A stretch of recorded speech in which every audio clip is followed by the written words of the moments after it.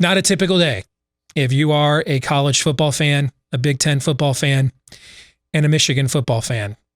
Frankly, not a day for nostalgia, fight songs, passion, the pageantry of college football. It's the day the music died.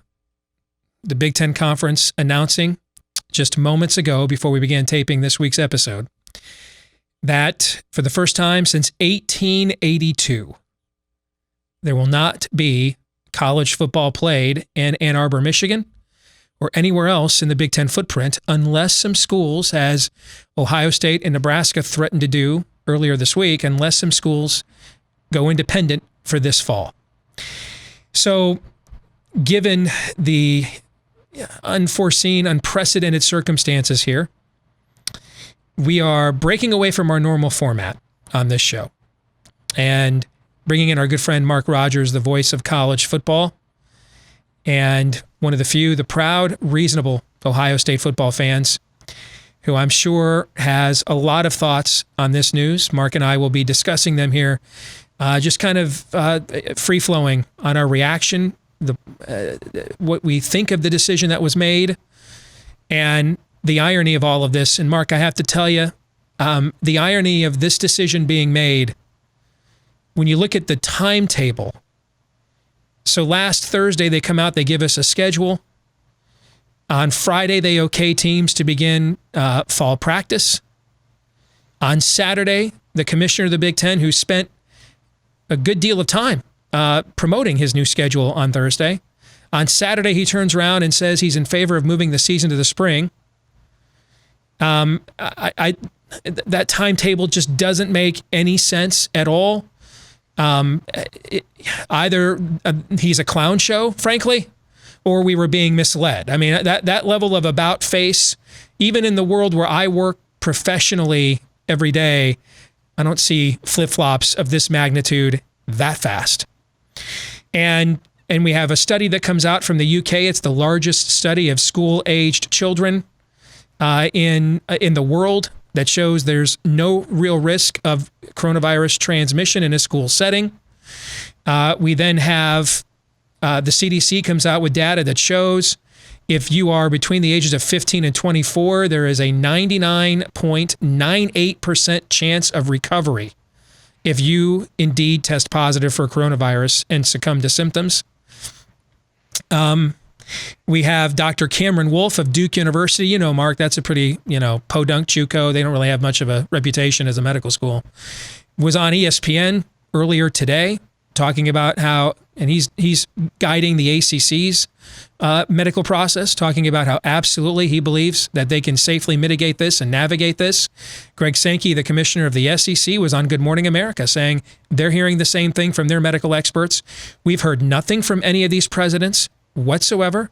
As far as we know, we've not seen any images or tweets of them visiting football practices anywhere in the Big Ten like we have seen the chancellors and the presidents do in the SEC and the ACC, for example. The president of Wake Forest University went down and met with the players on Monday and said, hey, where are you guys at with this? How safe do you feel? We have not seen any of that in our conference at all. We've been given no transparency at all. We have seen all of the highest profile coaches in our league have been in open rebellion. Jim Harbaugh, Ryan Day, Jeff Brom, James Franklin, just go on down the line. PJ Fleck was eerily quiet, but and then just to turn around, cancel the season, say spring football is a possibility. First of all, if you were serious about spring football, you'd have a contingency plan or something for that. It's clear they haven't even asked themselves that question, which means I believe we won't see football in this conference again until next fall at the absolute earliest. I believe other leagues are going to play this fall. And I think you're watching the Big Ten SMU itself. Remember that reference from the 80s? So sort of a self-relegation. I think we won't see any Big Ten sports this entire school year now. And I think we are looking at this league putting itself potentially at a competitive disadvantage that in our lifetimes it may never recover from. And if I were the parent, Mark, one last thing, and then I'm going to give you the floor. I'm going to let you take all the time you want to say whatever you want. I don't know what you're going to say. I'll find out with the audience in real time. And then kind of once we've both made our, big picture assessments, then we'll discuss the specifics from there, okay? But if I were the parent of a Big Ten football player, I'll say this. I'd be telling him right now, as the old prophet Sam Kinison once said, move where the food is. Do not sit around here for the next 6 months and trust that a league that jerked your chain like this for the last week, hell, the last 2 months, brought you back on campus in early, mid-June, had you sacrifice, work out, give up all of your social life in order to keep the negative test and keep the virus out, and then turn right around after you did your job, turned right around and took your season away from you? You want to sit around, son, for another 6 months? And trust that they're going to have some magical once-in-a-lifetime spring season contingency lined up? I would not be doing that. I would be considering what my other options to play are. And I got to imagine, man, at schools like Ohio State and Michigan, which put, 23 guys in the NFL last April?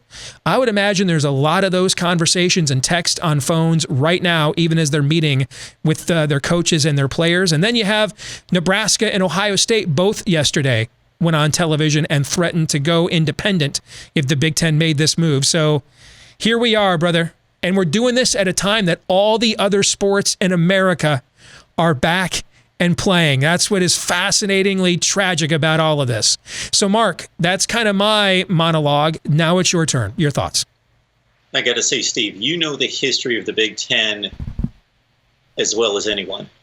And you know historically that this conference has been very conservative when it comes to academic and moral issues, what could be deemed at times moral issues. And that's usually an admirable stance. It has been on many fronts. It's frustrated a lot of hardcore rabid football fans that only care about the football competition on the field. It's been frustrating to see the Big Ten lag behind the SEC in particular on certain turns concerning certain issues that directly relate to the football on the field and the product and the quality.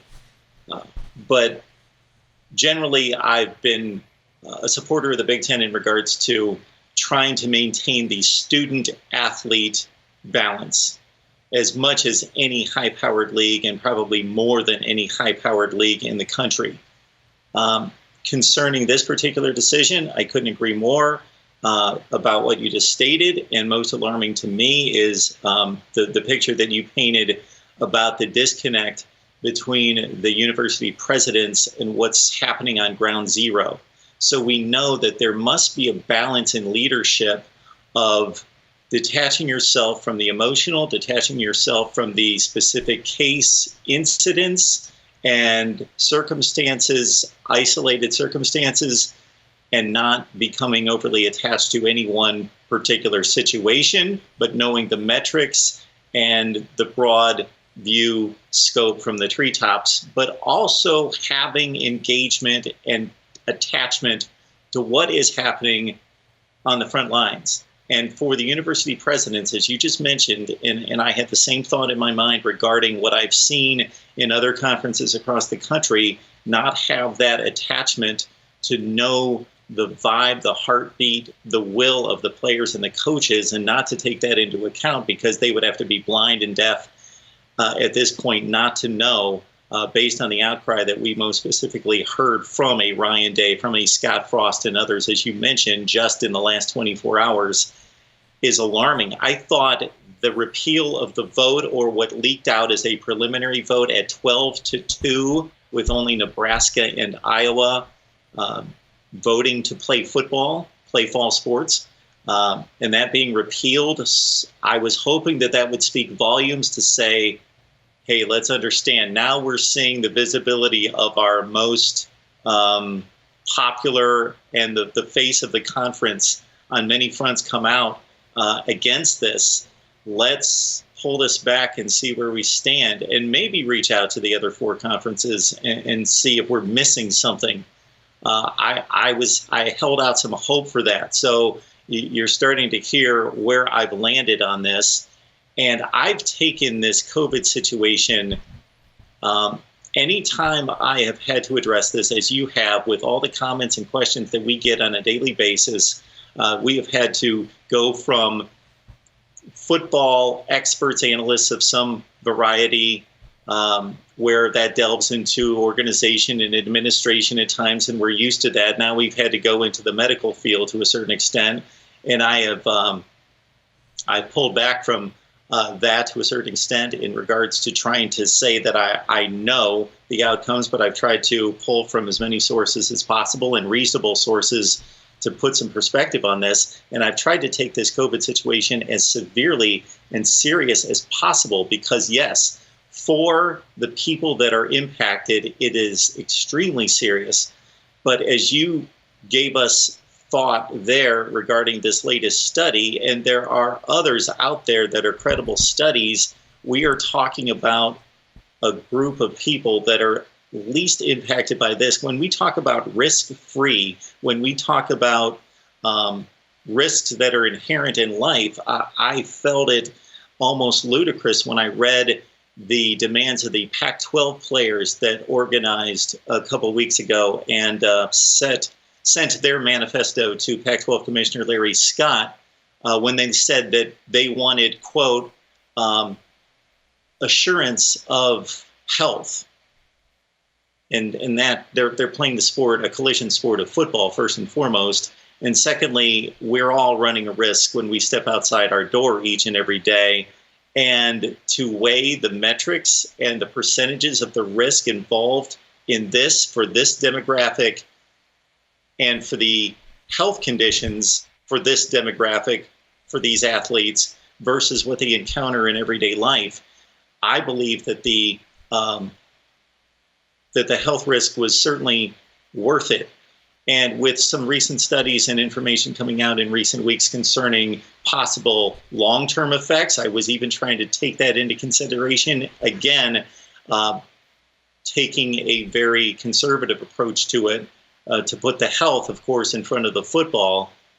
But I think as we've seen in society, a lot of people are not taking into consideration, and it must be the Big Ten presidents as well and commissioner, not taking the ramifications of all the other things involved. And I'm not just talking about money. I'm talking about, as you alluded to, who knows what the ramifications of this conference could be. We talk sometimes concerning huge events about the right side of history and being on the wrong side of history. Well, if there is a semi-successful conclusion to a football season involving the Big Ten's competitors in the SEC, the ACC, and the Big 12, then it is going to look horrible for this conference. And some of the things you're talking about could be decades in trying to repair the reputation of this conference as a football power. Mark, I think whatever the odds that the ACC and the SEC, and I know a lot of people in the Big 12. You've got, I used to cover Iowa State professionally. I know their athletic director personally for years. The commissioner of the league used to be the University of Iowa's athletic director. I knew him too personally when I used to cover him professionally. So I've got a lot of different associations in the Big 12. The assessment of them as kind of being the league that's kind of torn is accurate. But whatever the odds that the ACC and the SEC were going to go forward and play, I think they actually increased today. And I think there's two reasons for that. One is, let's face it, the SEC would see this as an opportunity competitively to distance itself generationally, basically. Like it is competitively already superior to the Big Ten. We have to recognize that. Those are the facts. But now you're talking about from a branding, market share. This is a chance for them to essentially become a generational giant with the Big Ten essentially self-relegating. But you look at what also happened today. For the ACC to have its infectious disease expert doing the media rounds, doing an appearance nationally on ESPN this morning. Mark, if you're going to put your people out there, Greg Sankey's going to go on Good Morning America. Hey, our people are telling us it's safe to go forward and play. I think you know where I'm going with this, Mark. If you're laying down your markers like that and then don't play, come back a week or so later and say, well, man, it's really not safe after all. suddenly it just made the Big Ten look like, they made the wise, prudent, difficult choice, and they're the adults in the room, right? I mean, if you're going to put your infectious disease experts out there, you're going to do press conferences with them, you're going to tout them on national television, you're going to let them make the case for you to national media, you're staking a lot of your own credibility on this. And I think they're kind of almost pot committed the other way now. Like they almost kind of have to see this through now. Otherwise, everything we just said about the Big Ten, which was, sure you want to go play there? Sure you can trust them? Works the other way now, right? If those leagues that played that played strong hands today about we are going to play and here's why, then punk out at the end, then it kind of looks like, Big Ten coaches then can start saying to their recruits, man, they really weren't serious about your health this entire time. Look, I mean, they at least may not agree with our decision in our league. I didn't agree with it myself at the time, but you can't say we didn't take your well-being first and foremost. Can you say that about those schools down there? You know what I'm trying to say? I think there is a lot generationally in terms of the balance of power and what this sport looks like moving forward. There's a lot generationally riding on this right now on both ends of this, that if those other leagues play a season and it's, for the most part, yeah, we have positive tests, but nobody's intubated on a ventilator or dies. I don't believe our league will ever recover from this competitively, Mark. I don't. I mean, you and I are both well into our 40s. I don't think we'll ever competitively recover from it. And I think those other leagues will surge way ahead of us in the time moving forward. On the other hand, if the opposite happens, it works the other way too, right? If the opposite happens. Yeah, I think that the benefit to the Big Ten making this decision, if we're focusing on the long-term ramifications, I think the benefits for the Big Ten are substantial, but they don't come anywhere close to the drawbacks of making the wrong decision. I think what you just laid out in terms of the SEC gaining an even greater advantage, and I will put the ACC in the same camp, because even though they aren't as dedicated to football, they're certainly geographically and in regards to population shift in a place where they could surpass the Big Ten if they run their league correctly, and the certain administrations are dedicated to football in the right places like Florida State and Miami. They could certainly surge ahead of the Big Ten because they've got those inherent advantages, or those advantages that have come in the last 2 or 3 decades in terms of population shift. But I think while the Big Ten could benefit from this, if all goes south, pardon the pun, for the football season here in 2020, I don't think that those benefits are going to pay off quite as much as the drawbacks or the catastrophe that would ensue if the football is played to a conclusion and there's a successful season, how that's going to impact the Big Ten negatively. And this is a league, if you ask most college football fans what league made the most football revenue this past season, or the last one that has been studied, they would 90-some% would say the SEC, of course. But actually it was the Big Ten that brought in as much as $55 million in revenue per team. And that was a good $6 to $8 million more than each SEC school. So this is a league that's, of course, running step in step with the SEC and all other non-competitive measures on the field. I mean, Northwestern and Purdue generate more television revenue every year than Notre Dame does, for example. There you go. And Notre Dame has its own television network. Attendance in the seats, these are the 2 leagues that run the sport, but there's going to be 1 league that runs the sport. And if there's a second, again, I would project into the future, if this season's successful in 2020, it would be the ACC. Some questions I think that the president should be made to answer. Number 1, you don't want to accept the liability of 100 football players on your campus who are already forced to live the most disciplined, structured lives of any of the rest of your student body by the nature of what they do. And because of their value, receive the best health care of anyone on campus. You don't want to assume the risk, despite those advantages, of those 100 football players. But you're assuming the risks of bringing thousands of students back to your campuses this month? Oh, I get it. If they pay exorbitant room and board to you, then it's a liability risk worth assuming. How is that even possibly a defensible position? Which means I think what is likely going to happen is they're going to send all these students back home like they did in March, in our footprint anyway. What'll happen nationwide, I don't know. But I think in our footprint, you're going to see, without football, you're going to see all the students sent back. And then it begs the question of that Trevor Lawrence and a lot of other high prominent college football players have brought up. I think of Kylan Hill at Mississippi State. Basically he got rid of the Confederate flag in the state of Mississippi a month ago by threatening to sit out if they didn't remove it finally. They removed it in a month. Now he's out there tweeting, guys, man, I saw people get killed, died, when I was back home for a few months. There's nothing for me there. I need this. This is my way out. I could have gone pro last year. I came back. I need this. Don't send me back home. There's nothing for me back there. Well, if they're not going to keep the students on campus, then they are going to send them back home. So what happens when somebody falls back into the wrong crowd because their meal ticket out is gone? What happens to depression? What happens to drug use? All those other things that go along with this that I guess suddenly just, aren't as... just don't matter as much as the fact that we might have a 0.2% issue with coronavirus. I don't know how that is a defensible position either. And I would love to know why they have not been engaging their own players and their own programs and during this process. And then finally, how much of all these endowments that all these Big Ten schools have?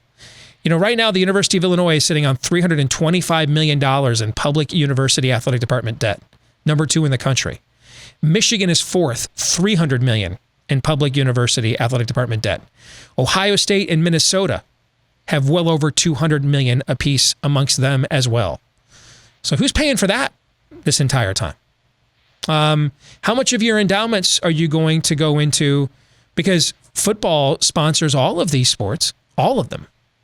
So those are some of the questions that I think these presidents should be made to answer. But unfortunately, we just don't seem to be given any access to them. They're able to make all these decisions quietly, privately. Maybe it is the right decision. Maybe they know something the infectious disease expert at one of the best medical schools in America, Duke University, doesn't know. Maybe they do. It's possible. You have great medical schools here in the Big Ten. Ohio State has one. Michigan is one of the best med schools in the world. Wouldn't you like to know what that information is, though? And furthermore, forget schmucks named Mark and Steve. Justin Fields isn't entitled to learn that information. He doesn't get to know. Ryan Day doesn't get to know. Jim Harbaugh doesn't get to know. Right? I mean, James Franklin's not entitled to know what that information is. The way that this has been managed, Mark, and handled is a freaking clown show. And these are supposedly the smartest people in the room, America's academics, America's intellectual elites, and this has looked like frickin' Dorf on golf, Mark. Steve, I'm still stuck on what you brought up just a few minutes ago regarding Kylan Hill going back home and laying out a description of what that looks like to him. In a situation that we've been suffering through for the last 5 months, where we've largely ignored, people have been stuck on these whole numbers of cases tested positive, and deaths, not following the demographic lean that is severe to better understand, at least at that next level. We're just talking about a level 2, not a level 10 understanding of the impact of this virus. And here you are hitting upon a demographic, meaning young men aged 18 to 22 that have been, aside from this COVID situation, just in the last few decades, more impacted by depression and suicide than any demographic. And we're putting hundreds and now thousands of student athletes in the position of more susceptibility toward that harm, that perspective on life. I'm sure that wasn't taken into consideration. Of course. Well, we don't know. We don't know. These guys made decisions that are cost how many people jobs in our footprint, how many businesses, bars, restaurants, clothers, how many of those are going to close down a website like mine, Wolverine Digest? I mean, if we don't have any Big Ten sports, is Sports Illustrated going to continue to say, hey, we're invested at this level? We go a whole calendar year without any sports to cover? I mean, these guys made decisions without any transparency whatsoever that affect a lot more things than just, some odd, incident of liability 10 years from now that they're worried about. So was it simply the fear of litigation? That's what I keep coming back to, that being so strong to fly in the face of all other logic. Maybe, how about the litigation of, hey, you sent my baby home and he got shot up. Rather than keeping him on campus, maybe there's that litigation in the future. Who knows? But let's hope not, because that's a tragedy. But these things happen in America all the time, unfortunately, and that's why guys use things like football to escape those kinds of tragedies. Final thing, Mark. Moving forward. So Ryan Day went on ESPN yesterday and said, "Yeah, I'm with Scott Frost. We'll find a way to play any way we can." I listened to an interview this morning with the guy who covers the Huskers for the Omaha World Herald, and he said he took this question all the way up to the Board of Regents. He wanted to see, hey, was Scott Frost just kind of popping off like it was at the end of the '98 Orange Bowl when it was Tom Osborne's last game, or is this legit?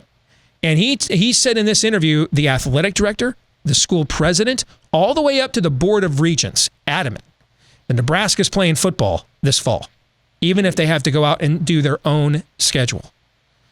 I heard from a very good source about a month and a half ago, when it looked like it was kind of every man for himself, that Nebraska did have pretty much its own schedule lined up as a contingency already. Do you think we're going to see? I mean, Jim Harbaugh's like, why would you shut us down? We had 353 consecutive negative tests. We've had 353 consecutive negative tests. Do you think we're going to see some saber rattling here that moves to actual action? That's, I think, is the big story. I think we both know Florida State's on the phone to Justin Fields right now. Hey, we could use a quarterback. You ever seen Mike Norvell's offense? We all know that's going on. But could we see programs essentially say, we are not going along with this. We're going to find a way to play football. If it means we got to join the Big 12, join the SEC, play independently, but our kids have worked too hard, we're playing. Do you think we're going to see Big Ten teams actually go forward with this? Well, I think it's going to be important which schools, well, it's not going to be the schools, it's obviously going to be the football programs, and yes, the schools, I guess, to a certain extent anyway.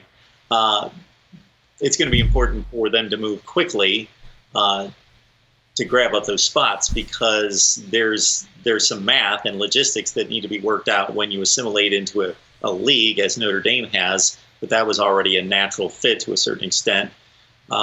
So there's only so many programs that can latch on to other conferences, and I don't know what all the logistics or math or how that could be worked out. It would have to be worked out. But yeah, I do believe, based on, maybe I was just too swayed by the fire in the eyes and the passion of a Scott Frost and a Ryan Day. Those are the two that hit home the most in regards to, they seemed extremely adamant. Now, Scott Frost more toward the lean of, if the Big Ten's going to decide this, sure, we want to play Big Ten football, of course, but if they don't, we're looking to play football. We are playing football. Ryan Day, it was more of a plea of, we as Ohio State are going to push for the Big Ten to play football. His was a less of a renegade speech.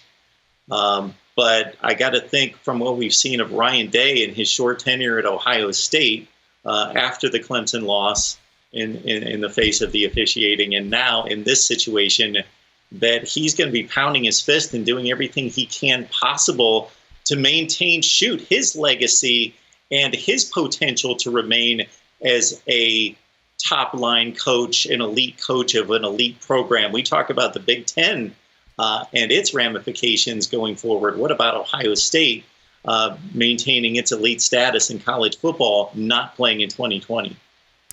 Mark Rogers, voice of college football. Thanks for joining us here today. Mark, always good to see you, brother. Take care.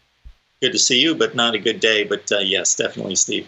We will have more on this here on this channel tomorrow on Bigger 10. Until then, go Blue.